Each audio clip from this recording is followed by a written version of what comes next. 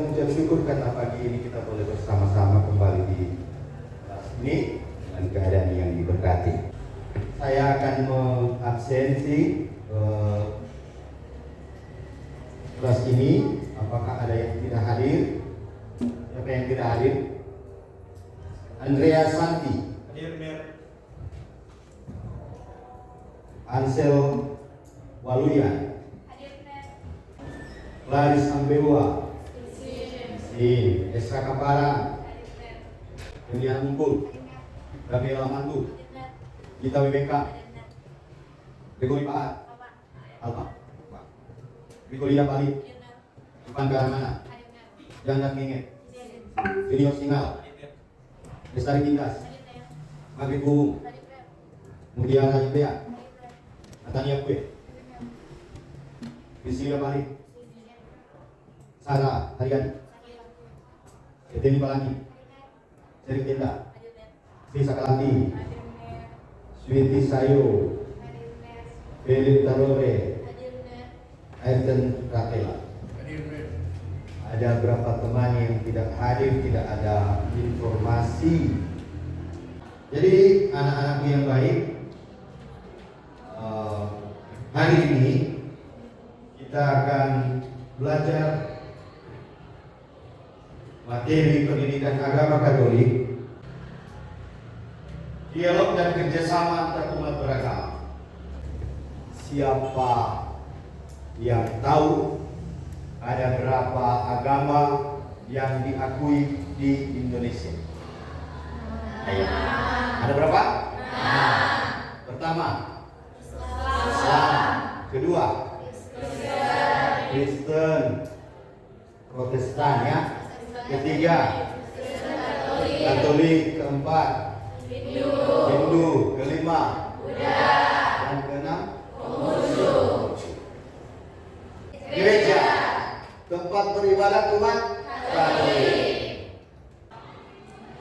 Dulu ya, sebelum ada perpecahan atau reformasi, semua itu gereja Katolik.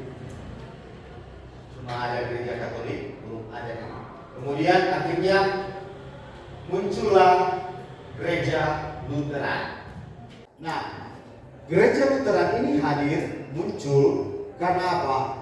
Karena keadaan gereja pada abad ke-16 itu mengalami pasang surut. Terjadi kemerosotan moral, ya. Itu diperjualbelikan, dipertontonkan.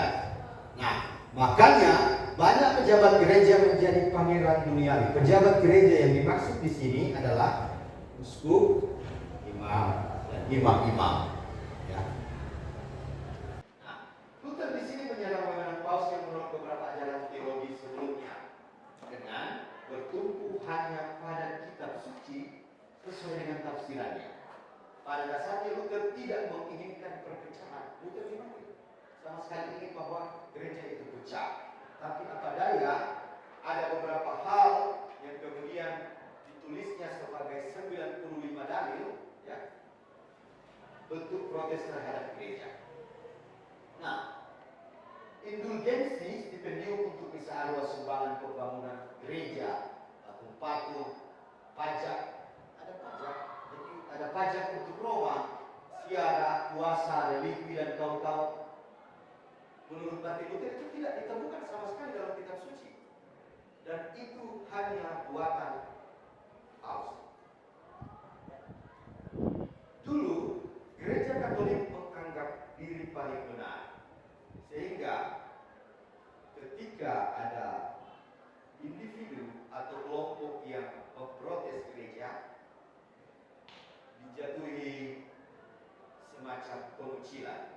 Karena dulu menggunakan istilah extra ecclesia universalis, berarti gereja satu-satunya sumber keselamatan, berarti di luar gereja itu tidak ada keselamatan. Keselamatan yang pertama ada dalam gereja Katolik. Kamu baru tahu sejarah. Ya. Nah, menurut Martin Luther, gereja bukan satu-satunya sumber keselamatan. Ada sola fide, ada iman. Ketika orang beriman kepada Tuhan, maka ia bisa selamat. ada sola gracia, rahmat. Orang akan selamat bila ia dirahmati oleh Allah. Dan sola scriptura, yang agama Kristen Protestan harap tahu. Sola fide, sola gracia, dan sola scriptura, artinya pembenaran melalui kitab suci. Orang diselamatkan, umat diselamatkan kalau ia membaca kitab suci, merenungkan dan menjalankan apa yang menjadi isi kitab suci. Dia akan selamat. Itu menurut Martin Luther. Jadi bukan gereja. Bukan gereja yang menjadi sumber keselamatan. Nah, kemudian muncul ini, sola fide, fide ex auditio. Hanya iman dan iman karena mendengar. Luther dalam hal ini didukung oleh banyak kelompok. Dan akhirnya berkembanglah gereja Protestan. Di sini durasinya agak lama ini. Ada 95 dalil Martin Luther yang bisa diakses di YouTube. Yang silakan kembali. Jadi maksudnya kalau dulu ya sama gereja Protestan dan gereja Katolik sama. Tapi pertama sekali lagi dalam kasus abad ke-16 tadi, gereja Katolik menganggap diri paling benar, sehingga di luar gereja Katolik itu berarti tidak ada keselamatan. Tadi ketika Martin Luther memprotes itu, karena memang menurut Martin Luther yang menyelamatkan pertama-tama bukan gereja. Sola fide, sola scriptura, dan sola gracia. Sola fide berarti ketika orang beriman kepada Allah, yakin kepada Allah, kepada Tuhan, berarti dia bisa selamat. Itu sola fide. Sola gracia, rahmat. Walaupun ia sudah beriman, tetapi Allah tidak merahmati dengan berkat yang melimpah, tentu tidak akan selamat. Jadi rahmat Allah juga menentukan supaya orang selamat. Dan yang ketiga, sola scriptura atau kitab suci. Artinya kita bukan hanya melihat, membaca kitab suci, tapi tidak merenungkannya.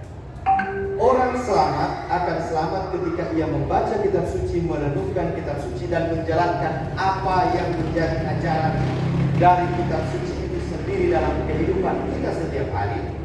Pasti Martin Luther bilang ia akan selamat. Karena apa? Kitab suci berisi ajaran dan perintah Allah. Jadi bukan berarti Katolik tidak menekankan tumpuannya pada kitab suci. Protestan bukan.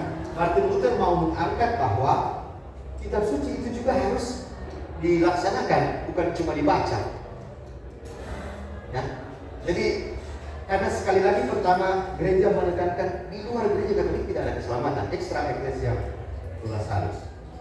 Maka dalilnya ditentang oleh Martin Luther dengan dalil itu, kitab suci gimana?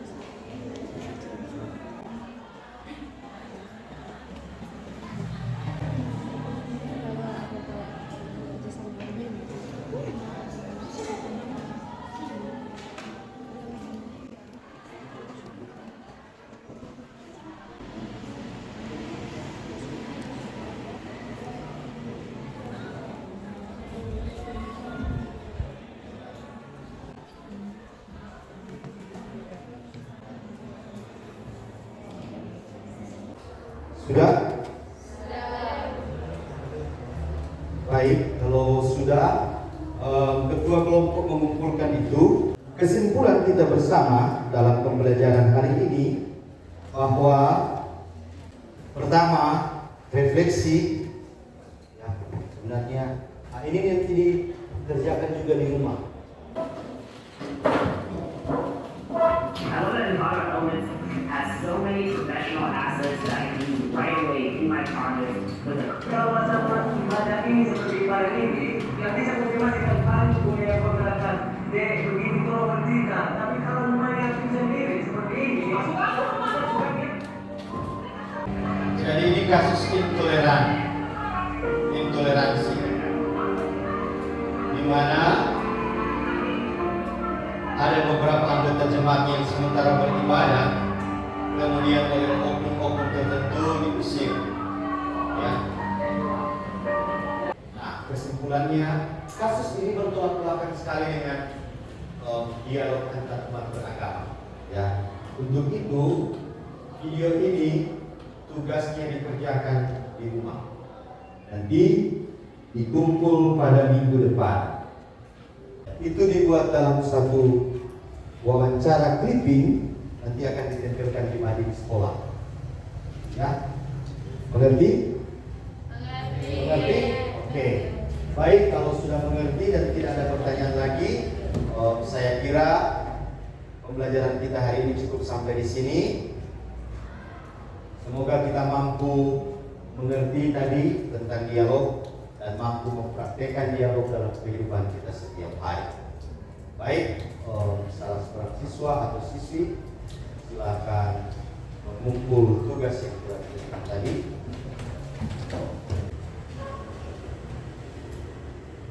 Ayo, siapa yang mau membawakan doa penutup? Marilah kita berdoa. Dalam nama Bapa dan Putra dan Roh Kudus. Amin. atas kenyataanmu sepanjang pembelajaran kami. Semoga apa yang diajarkan oleh Ner dapat bermanfaat bagi hidup kami dan berkatilah Ner yang telah mengajar kami dalam ramah kesehatan dan kekuatan agar dapat memberikan materi-materi pada hari berikut. Ampunilah segala dosa kami yang sering kami berbuat melawan cipta kasih-Mu demi Kristus Tuhan dan Tuhan kami. Amin. Bapa, Putra dan Roh Kudus. Amin.